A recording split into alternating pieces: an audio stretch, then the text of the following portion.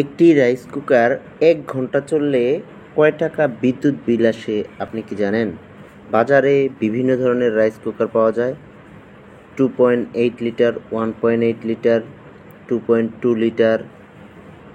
তো 2.8 লিটারের rice cooker হচ্ছে 1000 ওয়াটের হয়।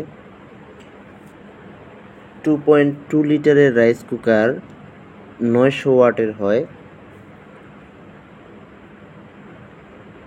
এবং 1.8 লিটারের রাইস কুকার 700 ওয়াটের হয়। বিদ্যুৎ বিল হিসাব করতে গেলে অবশ্যই ওয়াটটা জেনে নিতে হবে। তাহলে আমরা 3 ধরনের রাইস কুকার পেলাম। 2.8 লিটার 1000 ওয়াটের, 2.2 লিটার 900 ওয়াট, 1.8 লিটার 700 ওয়াটের হয়।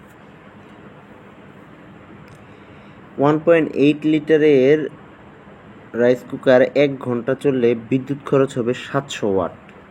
তো 700 ওয়াটকে যদি আমরা বিদ্যুৎ বিলের জন্য ইউনিটে কনভার্ট করি তাহলে 700 ভাগ 1000, তো 0.7 ইউনিট। এখন 1 ইউনিট বিদ্যুতের দাম যদি 6 টাকা হয় তাহলে বিদ্যুৎ বিল আসবে 4 টাকা 20 পয়সা। মানে 1.8 লিটারের রাইস কুকার 1 ঘন্টা চললে 4 টাকা 20 পয়সা বিদ্যুৎ বিল আসবে। এখন 2.2 লিটারের রাইস কুকার 1 ঘন্টা চললে বিদ্যুৎ খরচ হবে 900 ওয়াট। এই 900 ওয়াটকে যদি আমরা ইউনিটে কনভার্ট করি তাহলে আসবে 0.9 ওয়াট। এখন 1 ইউনিট বিদ্যুতের দাম যদি 6 টাকা হয় তাহলে বিদ্যুৎ বিল আসবে 4 টাকা 40 পয়সা।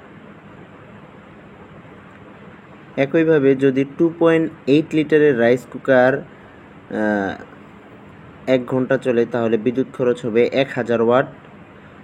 এই 1000 ওয়াটকে যদি ইউনিটে কনভার্ট করি তাহলে 1 ইউনিট বিদ্যুৎ খরচ হবে। মানে 2.8 লিটারের রাইস কুকার 1 ঘন্টা চললে 1 ইউনিট বিদ্যুৎ খরচ হবে। 1 ইউনিট বিদ্যুতের দাম যদি 6 টাকা হয় তাহলে বিদ্যুৎ বিল আসবে 6 টাকা।